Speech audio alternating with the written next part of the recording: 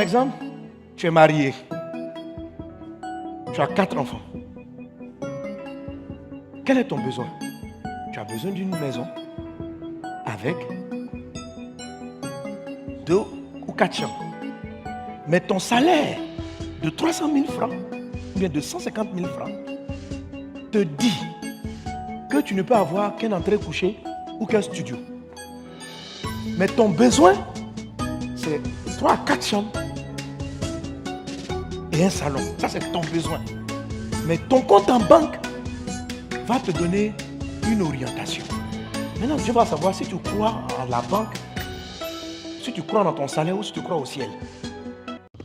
Très souvent, dans le processus d'exaucement, la façon de demander, la façon d'exprimer notre besoin compte beaucoup plus.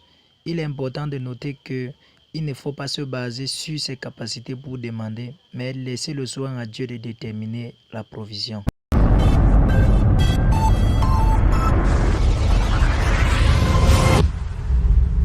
Dis avec moi, le pain. Le pain. Le pain. Le pain. Le pain. Le pain.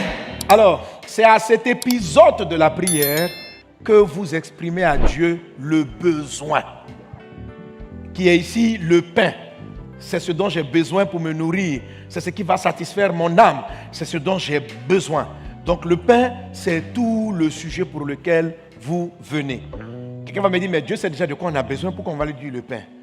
C'est important de lui dire le pain. C'est ce que Philippiens 4:6 dit. Philippiens 4 dit, faites connaître vos besoins à Dieu.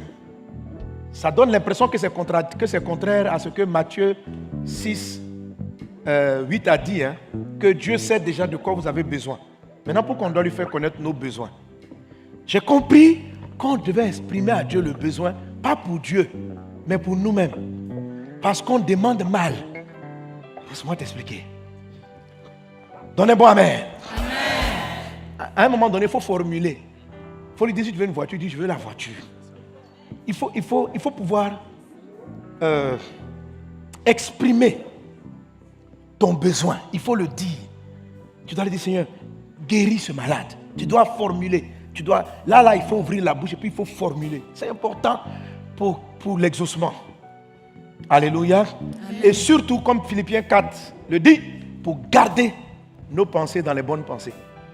Est-ce qu'on est ensemble? Amen. Alors, tu vas remarquer que le Seigneur ne dit pas donne-nous l'argent pour acheter le pain. Mais donne-moi le pain. D'abord, donne-moi le pain. Donne-moi le pain. Il ne dit pas donne-moi l'argent pour acheter le pain. Quelle est la différence entre les deux phrases? Le plus souvent, la plupart des gens ne se rendent pas compte qu'au lieu de demander à Dieu, d'exprimer à Dieu leurs besoins, ils expriment le moyen qu'eux-mêmes estiment. Donc, ils demandent à Dieu le moyen d'obtenir le besoin. Au lieu de demander le besoin. Par exemple, tu as besoin d'une voiture. Les mauvaises prières, c'est de dire, donne-moi l'argent pour acheter la voiture. La bonne prière, c'est, donne-moi la voiture. Si tu pries pour dire, donne-moi l'argent pour acheter la voiture, cette partie-là seulement est suffisante pour que tu ne vives pas l'abondance de Dieu. Ne demandez pas à Dieu les moyens pour obtenir. Demandez-lui le résultat que vous voulez. Amen. Exprime ton besoin et pas les moyens d'arriver au besoin. Je n'entends pas bien vous, amen. André, vous ne comprenez pas encore. Alléluia. Amen. Frère, c'est ce qui fait la différence entre ceux qui vivent. C'est une des passages qui fait la différence entre ceux qui vivent l'abondance et ceux qui ne vivent pas l'abondance. Amen. Amen. Exprimer à Dieu les moyens pour obtenir ce qu'on veut est une forme d'incrédulité. C'est une manière de dire à Dieu que tu as besoin d'une maison, non? C'est une manière de dire, pour une maison, il faut de l'argent. Donc, donne-moi l'argent en même temps. Oh, Dieu peut te donner la maison sans passer par l'argent. Dieu, je reprends, Dieu peut te donner la maison sans te donner l'argent. Amen. Amen. Amen. Demander l'argent pour acheter la maison est très dangereux comme prière. C'est même pas une bonne. C'est une prière même qui énerve Dieu. C'est même la raison pour laquelle même beaucoup ne sont pas exaucés. Parce qu'ils demandent le moyen de la chose au lieu de demander la chose. C'est quelque chose qui envenime, qui empoisonne et qui détruit vos résultats. Arrêtez de demander le moyen et demandez directement la chose. Est-ce qu'on est ensemble? Est-ce qu'on est ensemble? Alléluia. Quel est le danger de cette forme de prière? Ceux qui demandent à Dieu le moyen d'acheter ne peuvent pas vivre l'abondance parce que c'est l'argent. Si vous vous demandez l'argent, c'est l'argent qui détermine. Si vous faites attention, l'argent va déterminer votre prière. Par exemple, tu es marié. Tu as 4 enfants. Quel est ton besoin? Tu as besoin d'une maison avec 2 ou 4 chambres. Mais ton salaire de 300 000 francs ou bien de 150 000 francs te dit que tu ne peux avoir qu'un entrée couchée ou qu'un studio. Mais ton besoin, c'est 3 à 4 chambres et un salon. Ça, c'est ton besoin. Mais ton compte en banque va te donner une orientation. Maintenant, Dieu va savoir si tu crois en la banque, si tu crois dans ton salaire ou si tu crois au ciel. Est-ce qu'on est ensemble? Amen. Quand j'arrive à ce passage-là, c'est là qu'on va briser toutes les incrédulités. Amen. Ici, là, c'est un des grands palabres avec beaucoup de pasteurs, beaucoup de serviteurs. Les gens flashent sur cet épisode-là.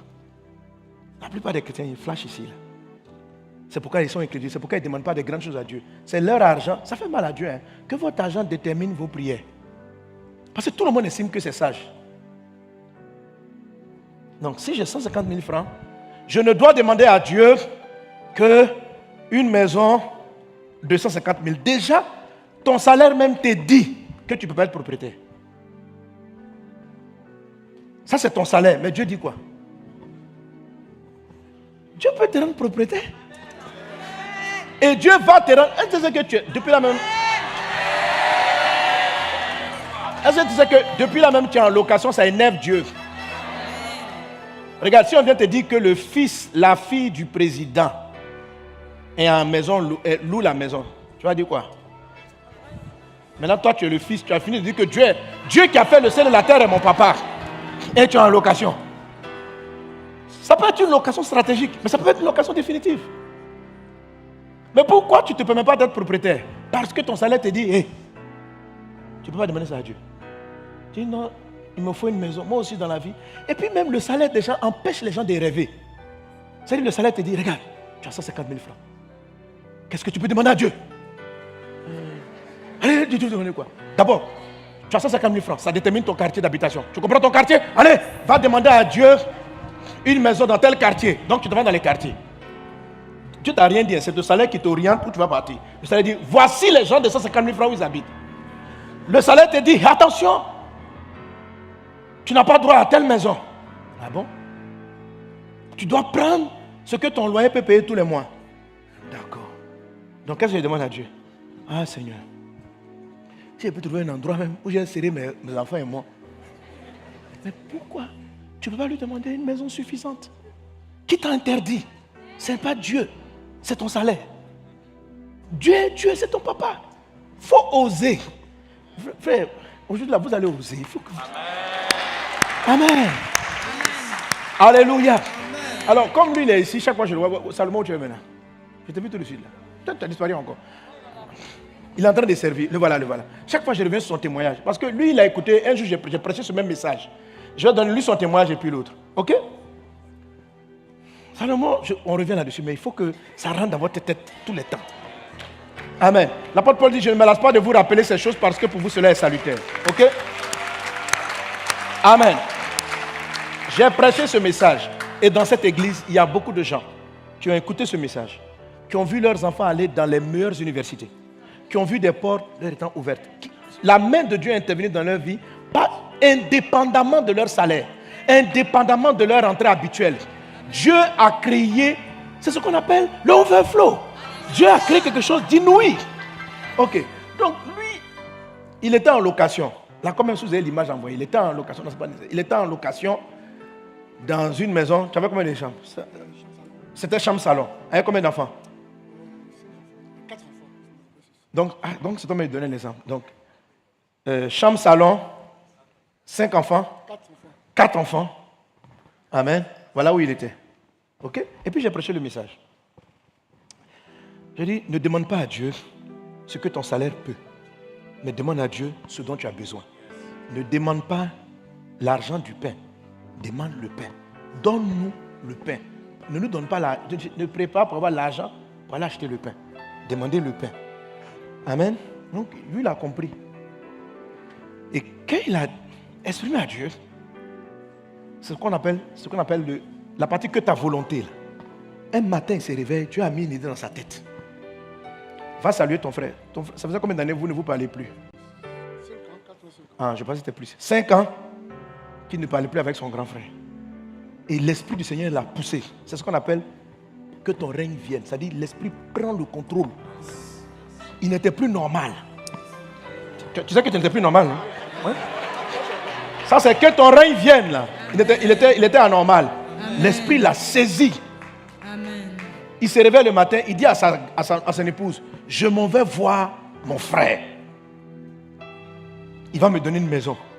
Et il va chez son grand frère, qui a des opérations immobilières. Il va là-bas, frappe la porte très tôt le matin. Dès qu'on ouvre, il dit à mon frère, dis-lui que Salomon est là. Il n'a qu'à me donner une maison.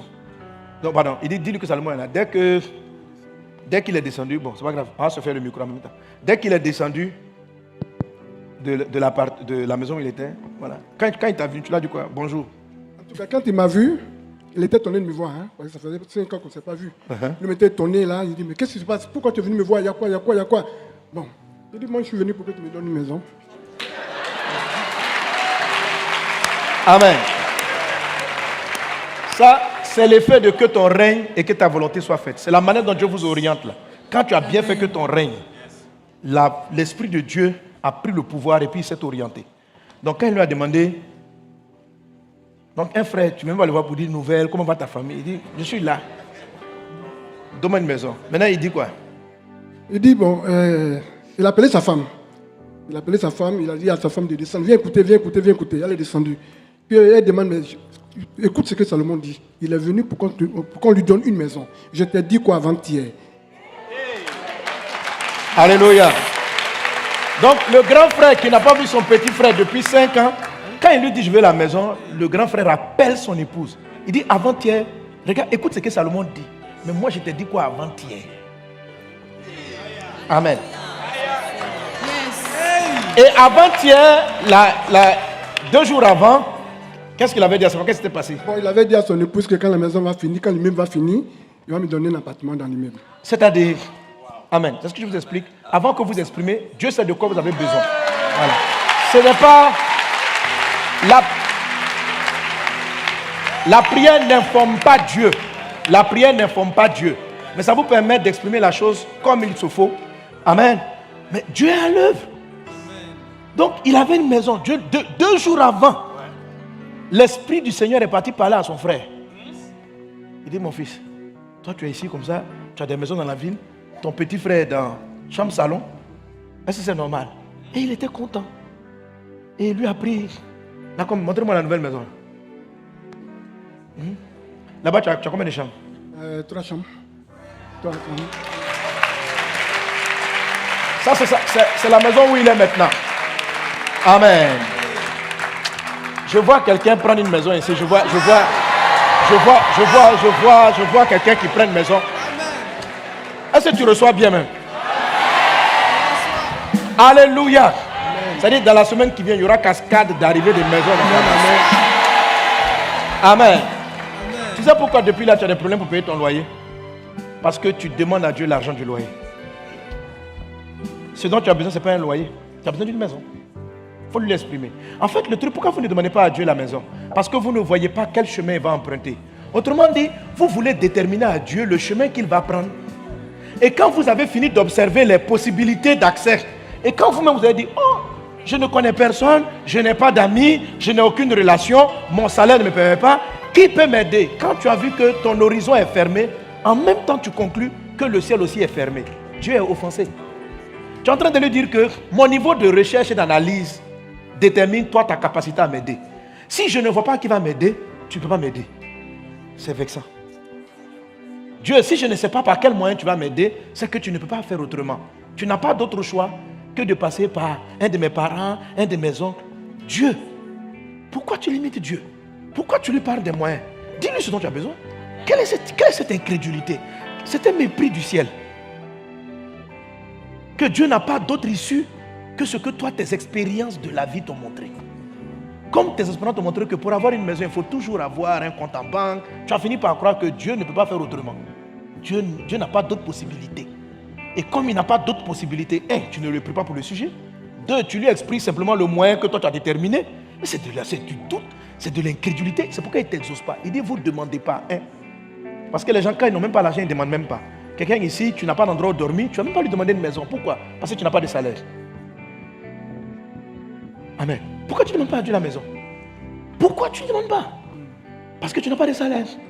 Parce que le système t'a appris qu'il faut avoir un salaire pour avoir une maison. Est-ce que Dieu est obligé de faire ça? Non. Il n'avait pas de salaire, on lui a donné la maison. Amen. Dieu est passé par là. Alors quand elle a rendu le témoignage, il y a une soeur qui est à Nice, dans la zone de Nice, qui a écouté le témoignage. Elle avait fait un accident, elle avait tout perdu, elle n'avait pas l'argent. Et les gens lui demandaient de quitter la maison où elle était, de quitter l'entrepôt où elle gardait son matériel de couture. Elle a fait la même prière, simple. Papa, donne-moi une maison. Et puis elle a dit, si possible, une maison même en bordure de mer. Et elle est partie voir une maison. Quand elle va voir l'agence de location de vente, on lui m'a dit, madame, votre salaire c'est quoi? Libérer le quartier. Vous ne pouvez pas. Dieu. Amen. Amen. Alors j'ai oublié, il faut que je relève un peu le témoignage là. Mais la maison qu'on lui a refusée, je ne sais pas pourquoi le propriétaire a voulu aller la voir pour lui expliquer lui-même qu'elle ne peut pas avoir la maison. Et en tout cas, un truc comme ça. Et puis quand il arrive, d'abord elle voulait déménager l'entrepôt. Il ne va pas lui mettre ça en location, non. Il va lui donner. Il va trouver que l'entrepôt est petit, il va lui donner un deuxième. Un monsieur très riche. On ne sait pas, ils ne se connaissent pas. Aucun lien de parenté. Il lui donne un truc. Et puis après, il lui prend la maison pour laquelle la banque l'a chassé. Donc, du jour au lendemain, elle se retrouve. Non, trois immeubles. Trois. Regarde, quel est ton problème? Demande à Dieu ce que tu veux. Toi, tu veux demander à Dieu ce que tu as, selon ce que tu as. Il dit, faites-moi connaître vos besoins. Amen. Sois béni, ça. Alléluia. Amen. Demandez à Dieu ce que vous voulez. Si vous regardez les moyens pour obtenir ce que vous voulez, ça va créer en vous de la peur. Ça va créer en vous du doute. Ça va créer en vous beaucoup de choses. Tu vas dire, je n'ai pas assez de moyens, je n'ai pas assez de ressources. Osez exprimer à Dieu le besoin. On me demande, parce que comment on fait les croisades? Je ne prie jamais pour l'argent des croisades. Je prie pour la croisade, c'est tout. Je ne prie pas pour les moyens. Parce que je ne sais pas comment les moyens vont arriver. Je n'ai aucune idée. Certaines choses arrivent par l'argent, d'autres choses arrivent par des dons, d'autres choses arrivent. Dieu choisit sa route. Ça, c'est pas, il ne m'a pas envoyé là-bas. Tout ce qu'il m'a demandé, présente-moi le pain. Le pain, oh Dieu, on va aller évangéliser au Libéria. Merci pour ta grâce divine. Ouvre-nous les portes. C'est fini. Il choisit sa route lui-même. Alléluia. Amen. Gloire à Dieu. Amen. Est-ce que tu as un sujet? Là où tu as un sujet. Tu vois que tu peux lui demander une maison. Non? Tu vois, non? Voilà, tu peux lui demander. Il ne faut pas dire non, mon mari ne travaille pas. Je dis, demande-lui une maison. Moi-même, je viens te dire. Ton papa m'envoie te dire qu'il est fatigué qu'on te chasse comme ça. Il faut lui demander.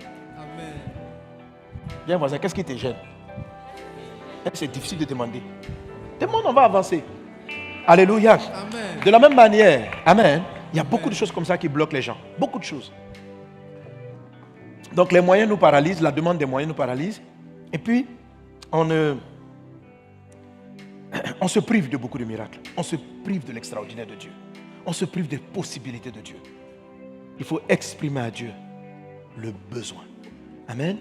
Et le fait de pouvoir lui exprimer, comme je dis, Comme on dit, faites connaître à Dieu, ce n'est pas vraiment Dieu qu'on informe. Mais le fait que je me lève et que je l'exprime, ça permet à Dieu de mettre le doigt sur ma mauvaise manière de parler. Jacques dit, vous demandez, vous n'obtenez pas parce que vous demandez mal. Vous demandez mal. Prenons par exemple le cas du mariage. On a lu des livres et c'est vrai qu'il faut demander avec précision. Il faut demander avec précision. Mais des gens prient comme ça, on dit, tu vois la personne prie, on dit, prie. Tu veux te marier, sois précis. Oh Dieu, oh Dieu, oh Dieu, je veux un blanc. Tu veux quoi? Un blanc. Tu veux que je te donne un mari ou tu veux un blanc?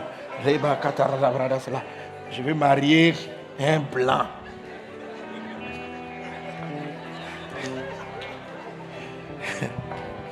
Mais on va laisser blanc. Tu veux dire, oh mon Dieu, je veux un baoulé.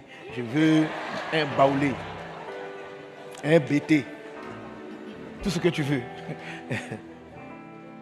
Alors, souvent on ne se rend pas compte, mais ce n'est pas notre besoin. Mais on est en train d'exprimer à Dieu le moyen de satisfaire un besoin. Alors, pourquoi les gens prient comme ça par rapport à des groupes ethniques ou à des races? Pourquoi on fait ce genre de prière? Parce que on a fait une fixation que, je vais l'exemple des Blancs, ils sont plus romantiques et affectueux à cause des films qu'on a regardés. On a tellement regardé des films, on les voit, ils viennent, ils se mettent à genoux, ils font des fleurs, ils s'en vont en vacances. Donc on a fini par idéaliser. Et quand on vient prier, Dieu dit, tu veux te marier? Non, on dit oui, que veux-tu? Oh Dieu, amène mon blanc, amène mon blanc. Là, si je me marie avec lui, je vais avoir les papiers, tu vois. Tu es en train de... C'est quoi ton besoin? En fait, ton besoin, tu as envie de voyager. Ton besoin, tu veux marier quelqu'un d'affectueux.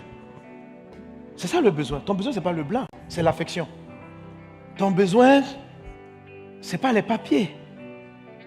C'est pouvoir être libre de voyager. C'est ça ton besoin. Les autres là, c'est les chemins possibles. Il faut les enlever de ta tête. Parce que si Dieu t'exauce, et dans le cas il arrive que Dieu exauce, il te donne un blanc.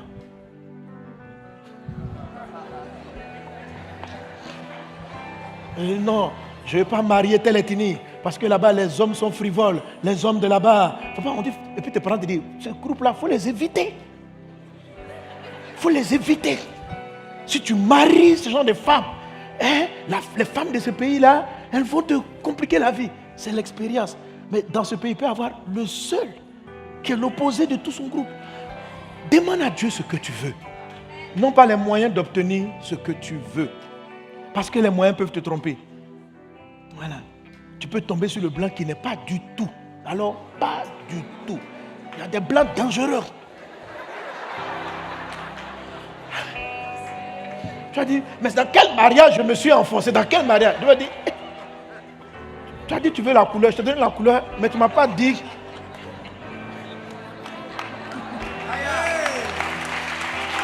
Alléluia. Amen. Amen. Il y a des gens qui vont prier comme ça. Ils vont prier. Tu as envie de voyager, de visiter le monde. Tu as envie de pouvoir librement. Demande-le à Dieu. Il ne faut pas être là. Non, si je vais prier pour marier un homme du pays. Tous ces calculs-là, qui t'a envoyé là-bas? Si j'ai marié un homme de ce pays, si j'ai marié un Français, j'aurai mes papiers français. Après, ils sont étonnés d'avoir marié le diable. Ils disent, mais c'est quoi? Dans quelle affaire je me suis mis? Mais tu t'es mis là où tu t'es envoyé. Dieu ne t'a jamais dit de faire cette prière. Fais une prière. C'est normal que tu aies envie de voyager. Ça fait que tu as envie de découvrir du monde. Mais dis-le à Dieu. Dis-le à Dieu. Amen. Il peut t'ouvrir des portes. Il peut te donner les visas. Mais arrête de lui montrer la voie par laquelle on a les visas. Arrête d'essayer de lui montrer la voie par laquelle on peut voyager. Arrête ça. Il a d'autres chemins. Amen. Amen. Parlons des visas. Je te donne un exemple. Alléluia. Je joue du tennis. Bon, j'ai un peu arrêté, mais je fais le tennis. Et un de mes coachs de tennis, qui a en même temps un cousin, son fils est un des meilleurs joueurs du pays. Il fait partie de l'équipe nationale. Mais le monsieur, vraiment très pauvre. Vous voyez, les coachs de sport comme ça, c'est très difficile pour eux. Mais il a beaucoup de fierté, de dignité. On va arriver, on va s'entraîner. Il ne va pas me dire, un jour, en causant comme ça, il dit, quand je viens, je profite pour faire le footing. Pour courir de chez moi jusqu'à là. Et après, j'ai compris qu'en fait, c'est parce qu'il n'a pas de transport. Donc, il vient au travail, ce qu'on lui remet, c'est la vie. Et puis, au niveau de l'église, on a les Smala Sports, on a les programmes sportifs dans lesquels on aide des talents à aller continuer sport-études. Donc, on a sélectionné deux enfants comme ça. Donc, lui, on a sélectionné son fils pour le faire. Il a présenté ses dossiers, comment il tapait au tennis, comment il jouait. Puis on a amené ça à l'université, qui a vu, qui dit, ah, eux, le veut, ils ont envoyé tous les documents. Et l'enfant a pu avoir le visa. Alors son père l'accompagne, le juif vont prendre les documents à l'ambassade. Quand son père l'accompagne, ils arrivent à l'ambassade. L'agent qui va remettre le passeport et le visa à son fils, le regarde. Elle dit, mais et vous, monsieur, vous ne voulez pas accompagner votre fils? Où est votre passeport? Il dit, quoi? Le monsieur, il n'a même pas de compte en banque. Il n'a pas de compte en banque. Il n'a pas tout ça. Comme ça. Comme ça. Je ne sais pas s'il avait le passeport sur lui, il est parti le prendre à la maison. Il a donné le passeport. Comme ça, on est venu, on lui a donné le visa. Il n'a fourni aucun dossier. Aucun. C'est-à-dire que son fils est parti. Je me souviens quand on partait jouer au tennis, il s'assoit lui seul et puis il est là. Dieu est réel. Jésus est vrai. Jésus, oh, c'est un cousin. Hein? Voilà, c'est un cousin. Il est là. Jésus. Il dit, pasteur, ton Dieu. Pasteur, ton Dieu. Je n'ai rien donné. Je n'ai pas de parents là-bas. Je ne sais même pas où je vais partir. Je n'ai fourni aucun dossier de banque. Rien. Juste, j'accompagne mon fils. Monsieur, votre fils va partir sans vous. Est-ce que tu connais le Dieu que tu pries? Dis un voisin, est-ce que toi-même tu connais Dieu même? Est-ce que toi-même tu connais Dieu? Tu vas aller quelque part dire ce que tu veux. Arrête de lui montrer le chemin. Non, je veux voyager. Donc touche pour voyager. Il me faut le passeport, il me faut le visa, il me faut trouver quelqu'un. Toi seul, tu donnes à Dieu tous les éléments de la solution pour arriver au miracle. Qu'est-ce que tu veux? Faites connaître à Dieu vos besoins. L'expression du besoin permet de voir la folie dans tes demandes et te permet de mieux préciser. Sinon, tu vas demander les moyens et tu vas te perdre dans les moyens et tu vas avoir des faux résultats. Est-ce qu'on est ensemble? Quelqu'un donne un bon amen. Quelqu'un donne un bon amen. Amen.